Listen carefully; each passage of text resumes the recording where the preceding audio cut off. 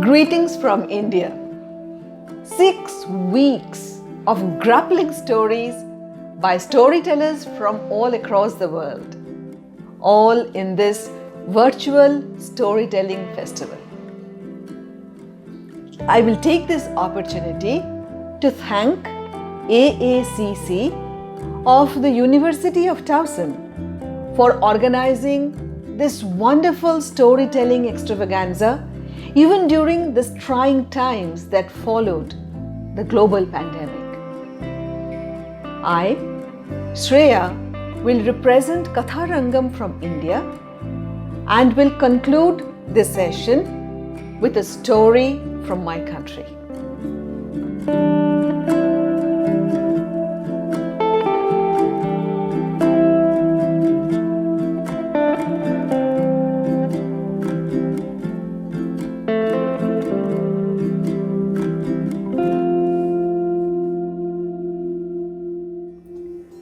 India is a vast country with diverse cultures and traditions, diverse ethnicities, and a homogeneous mix of probably all religious beliefs. India prides itself in the freedom of religion guaranteed by the Constitution. Here, Hindus have rich folklore and mythology associated with their deities and epic literature. Muslims revere Sufi mystics. The Sikhs have martyred gurus, while the tribal groups have distinct myths and legends. With such rich and diverse culture and heritage, it's very difficult to pick just one story, as every province or state has a treasure trove of stories, narratives, and anecdotes. Today, we will take a look at the eastern state of Odisha. Formerly known as Kalinga, today's Odisha is a lush green state girdled by the Bay of Bengal. Though there is a rich amalgamation of Hindu, Buddhist, and Jain cultures, the Hindu art and architecture overshadows the landscape, and there is a plethora of beautiful temples adorning the land. The air of Odisha is resplendent with lovely stories. We will share a few with you today. Let's go back to the early 17th century. The Mughal era. Emperor Jahangir had just succeeded his father Akbar the Great. The vast Mughal empire was divided into small provinces, which were taken care of by subedars or generals. These subedars were constantly at war with the neighboring Hindu kingdoms, winning over them with the help of their large army, and thus they helped in expanding the Mughal Empire. Jahangir Quli Khan, popularly known as Lal Beg, served as the Subedar of Bengal in the eastern part of the country. On one of his military expeditions, as he was passing through the village of Dandamukundapur in Odisha, Lal Beg came across a beautiful young girl. She was a Hindu Brahmin widow. So enamored was Lal Beg with her youthful beauty, he abducted her and brought her home. He had fallen in love with the girl. They had a son together whom they named Sal Beg. As he grew up, Sal Beg trained in warfare. And as soon as he was old enough, he joined his father in his military campaigns. Once, in a war, Sal Beg was severely injured. He had to be brought back home battling for life. His father left and went on with his military sojourns, and wounded Sal Beg was left in his mother's care. So deep were the wounds, so grievous the injuries, that no doctor, no medicine could cure him. Seeing her son writhing in pain, almost in his deathbed, Sal Beg's mother, in desperation, reached out for divine intervention. This was her last resort. She was a Hindu by birth and an ardent devotee of Lord Jagannath. She had great faith in his power. She asked Sal Beg to pray to the Lord and seek his blessings. Born to a Muslim father, raised as a Muslim, Sal Beg had no idea what his mother meant. Then she told him stories. Stories about Lord Jagannath. Stories that dates back thousands of years. According to Hindu beliefs, there are three main gods. The great trio: Brahma, the creator; Vishnu, the preserver; and Shiva, the destroyer. Krishna is an incarnation of Vishnu who came to this world to deliver the people from evil. After his death, Krishna's body is said to have been carried off by the ocean currents from Dwarka in the west of India to the shores of Odisha in the east. Some tribals found the body on the seashore and carried it deep inside the forests of Nilachal. With due respect, they buried it inside the dense forest. A tree grew on the grave.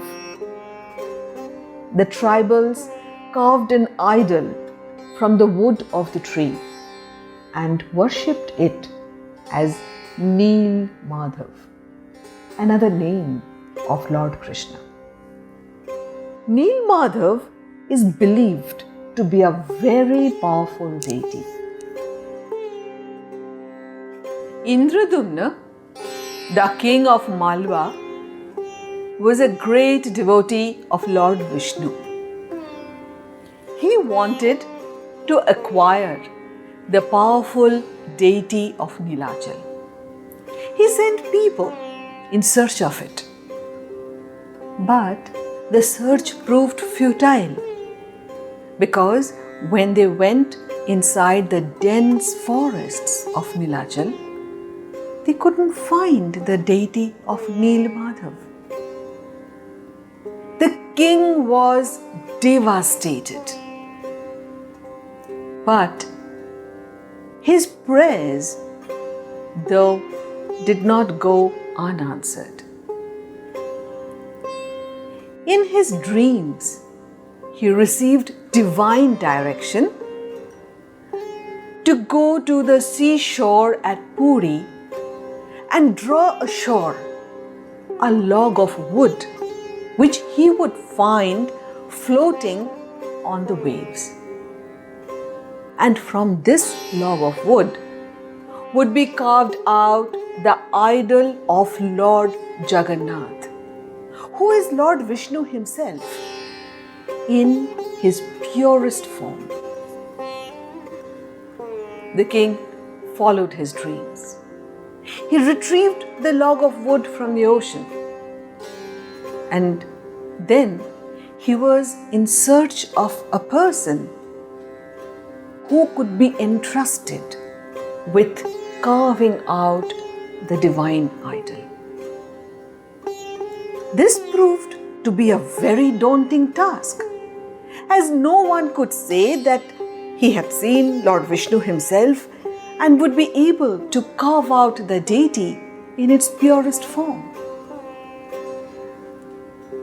Again, Lord Vishnu came to the rescue of his devotee. He appeared before the king disguised as a carpenter. After long discussions, he convinced the king of his abilities. But he had a condition. He would be allowed to remain behind locked doors with the log of wood for 21 long days to carve out the deity. He sounded a caveat. Under no condition should he be disturbed or the door be opened before the specified date. Indradumna agreed, and the work began. All went well for about a fortnight. Then the king became apprehensive. There was no sound coming from inside the locked room. How can a carpenter work without making any sound? Was he working? Or had he left already? Did he die behind the locked doors? His apprehension and curiosity overpowered him. He could not keep faith in an unknown man whom he had entrusted with the most important job of his life. The king ordered his people to open the door. The people followed his command and broke open the door. There was no trace of the carpenter. Only 3 incomplete, unfinished images lay on the floor. Though incomplete, they were strangely powerful. Large faces with huge orb-like eyes, stumps for arms on either side, and no legs at all. Thus, Lord Jagannath and his siblings, brother Balabhadra and sister Subhadra, are worshipped in this mutant form in the beautiful seashore temple at Puri. Salveg's mother implored him to pray to Lord Jagannath the Lord of the universe. Salbeg had listened to his mother with rapt attention. But he had his doubts. Why should such a divine power help him, a mere mortal? He was a Muslim. He had never prayed to a Hindu god before. His mother said that birth, caste, creed didn't matter to Lord Jagannath. She said, "Son, if you have faith enough to surrender, He has love enough to accept you. It's only between you and your Lord. Nothing in the world matters. Love Him with all your heart and surrender unconditionally." Salbeg was writhing from pain of his wounds, and he did not know any rituals or practices to offer prayers or pujas to a Hindu deity. He only chanted the name of Lord Jagannath with deep love and devotion. Jai Jagannath, Jai Jagannath, Hey Mahaprabhu. He chanted and chanted and chanted. His mind calmed down and he felt peace within. Slowly but surely, his wounds began to heal. It was nothing short of a miracle for Salbeg. He felt deeply indebted to Lord Jagannath. When he was completely cured, Salbeg decided to go to Puri to see the Lord in his own abode. Soon enough, Salbeg travelled to Puri and stood before the grand lion gate, the Simhadwar of the temple. He was awestruck. However, according to the rules of the temple, which allowed only a Hindu to enter, the priests forbade Salbeg from entering the temple. Salbeg had no other option but to wait for the annual chariot festival, the Rath Yatra, when the deities, Lord Jagannath, Lord Balabhadra and Goddess Subhadra, come out in gorgeous outfits. They ride their chariots or raths, which are newly built every year, and they travel from the temple at Puri. Millions of people come and pull the ropes of the chariot, gently pulling them through Baradanda or the main road. The chariot travels for about 3 kilometers and reaches the Sri Gundicha temple. The deities stay there for 7 days and then return back on their chariots to Sri Mandir, their own abode. Once in a year, the Lord of the universe comes down onto the streets to meet his devotees. People across all communities, irrespective of their caste, creed, religion, throng the roads to participate in this festival. Salbeg waited for this one day in a year. when he would be able to see his Lord. He built a small hut on Badadanda, the road through which the chariot travelled, and stayed there. He spent his time writing poems and songs. He was a literary genius. He wrote poems and love lyrics celebrating the love of Krishna and his consort Radha. He wrote beautiful poems about Bal Gopal, the young Krishna and his innocent childhood capers. He wrote Ninda Stuti, the dare all praise and reprimand songs.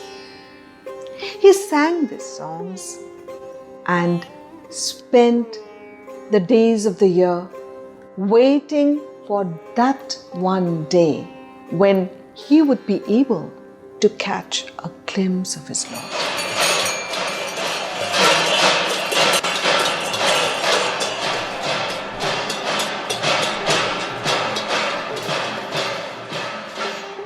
One year, Salbeg travelled to Vrindavan. Vrindavan, where Lord Krishna grew up. Vrindavan is said to be steeped in love and devotion for Lord Krishna. He spent a few months there. And then, on his return journey to Puri, he suddenly fell ill. The Rath Yatra was approaching. Salbeg felt anxious. He realized that he would be too late to reach Puri to see and participate in the Rath Yatra in time.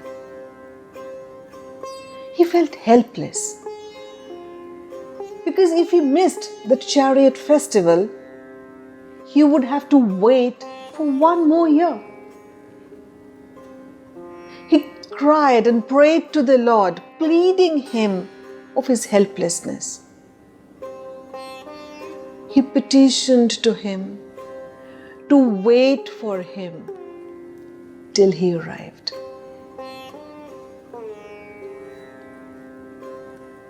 The day of Rath Yatra dawned. The grand chariots were decorated and ready. The beautiful idols of Lord Jagannath, Lord Balabhadra and Subhadra were decorated in their resplendent best with ornaments and flowers, and then carried out of the temples and placed on the chariots. The king of Puri swept and cleaned the road, and the chariots then rolled out one by one. Taladhwaj, the chariot of Lord Balabhadra, leads, followed by Devdalan, the chariot of goddess Subhadra. Last to appear is Lord Jagannath himself in his chariot Nandi Ghosh. Millions and millions of people come together just to hold and touch the rope, pulling the chariots gently on the main road. They sing, they dance, beating drums, clanging cymbals, all in a chaotic frenzy.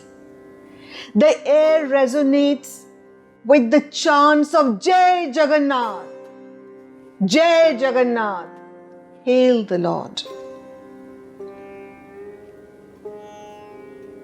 Salbeg had reached the outskirts of the temple town of Puri. he was still miles away from the temple.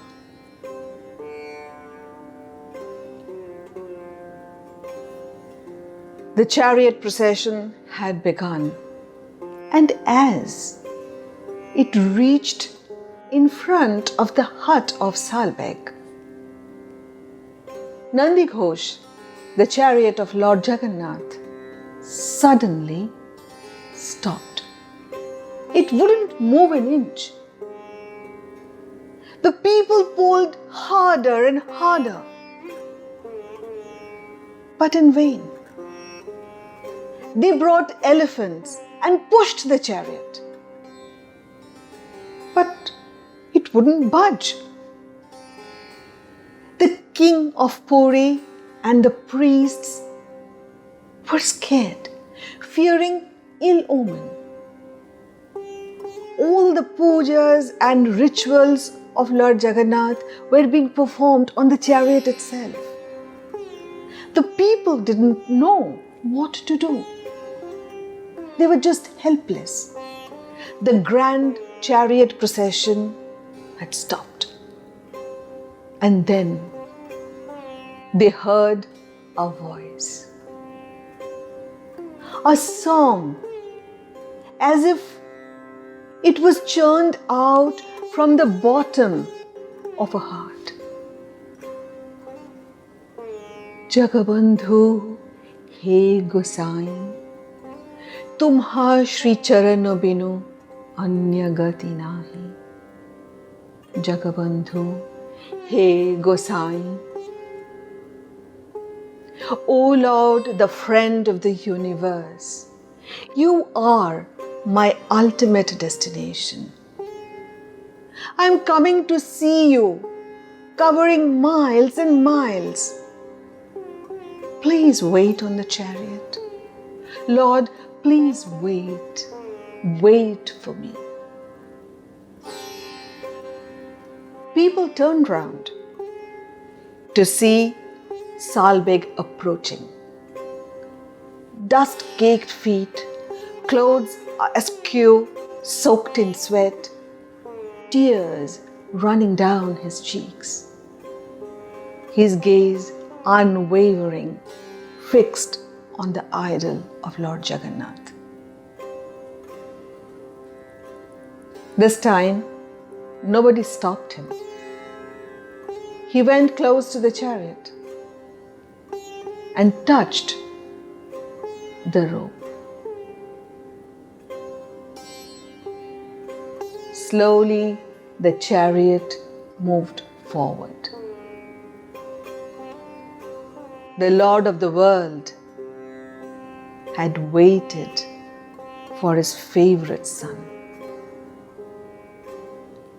Millions bowed their heads into reverence to the devotion of Salbeg.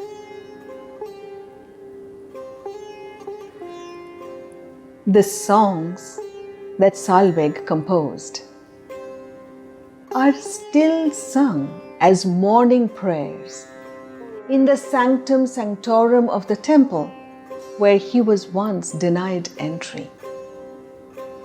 People conferred the title Bhakta Kavi Salbeg on him, the devotional poet Salbeg. After his demise, Salbeg was cremated on this very location where stands his samadhi, his tomb. Until date, every year during the Rath Yatra, the chariots stop in front of this samadhi in reverence to the faith, love, and devotion of Salbeg. The Lord of the universe recognizes the love and devotion of his devotee.